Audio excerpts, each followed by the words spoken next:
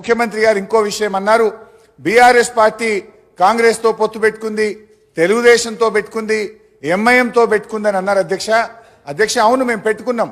నిజంగా TRS party ఆ రోజు 2004లో కాంగ్రెస్ పార్టీతో పొత్తు పెట్టుకొని మీరు తెలంగాణ ఇస్తామని కామన్ మినిమం ప్రోగ్రామ్ లో పెట్టి రాష్ట్రపతి నోట చెప్పి మీరు మోసం చేసిండు కనుకనే మిమ్మల్ని వదిలిపెట్టి ఆ రోజు తెలుగుదేశం పార్టీతో పొత్తు పెట్టుకున్నాం.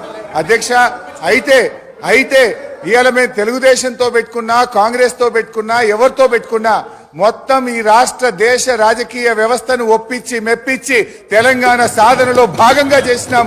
ఇవాళ మేము సక్సెస్ అయినాం. మా ప్రయత్నం వల్లనే ఇవాళ తెలంగాణ వచ్చింది. లేకపోతే ఆ రోజు తెలుగుదేశం తెలంగాణకు జై తెలంగాణ అంటేనే పెట్టుకుంటామన్నాం.